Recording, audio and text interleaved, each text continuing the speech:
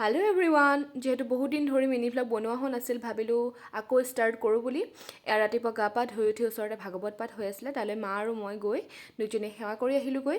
আৰু যিহেতু এতিয়া বৰ্তমান মই মাজুলী সাংস্কৃতিক বিশ্ববিদ্যালয়ত পঢ়ি আছোঁ, গতিকে ৰাতিলৈ মাজুলী যাবগৈ লাগিব, বন্ধবোৰ শেষ হ'ল।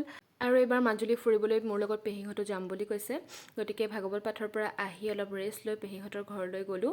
9:30মান বজাত যিহেতু আমাৰ নাইট ছুপাৰ আছিলে, গতিকে আহি পেলাই আমি মনালিছাৰ ফ্ৰণ্টত পালোঁহি। ইয়াতে বাছবোৰ আহি ৰাখেহি ৰাতি। ইয়াৰ পৰাই আমি মাজুলীলৈ যাম ডাইৰেক্ট, মানে নগাঁৱৰ পৰা মাজুলী ডাইৰেক্ট বাছত যাম। অলপ সময়ৰ পিছতে বাছ আহি পালেহি আৰু এয়া আকৌ খাবলৈ ৰাখিলে। অলপ দূৰ আহিয়ে আমি যিহেতু ঘৰত ভাত খাই আহিছিলোঁ, গতিকে একো নাখালোঁ। ডাঙৰ পেহীহঁত গুৱাহাটীৰ পৰাই উঠি আহিছিলে আৰু সৰু পেহী আৰু মই উঠিছিলোঁ নগাঁৱত। এয়া গোটেইসোপা আধা গাড়ীখনৰ আধা আমাৰ মানুহে ভৰ্তি। যিহেতু এনেকৈ বাছত ভ্ৰমণ কৰাৰ সময়ত ইমান টোপনি নধৰে, সাৰ পায়ে থাকোঁ প্ৰায়। অলপমান টোপনি গ'ল যদিও 4টামান বজাত আকৌ সাৰ পাই গ'লোঁ।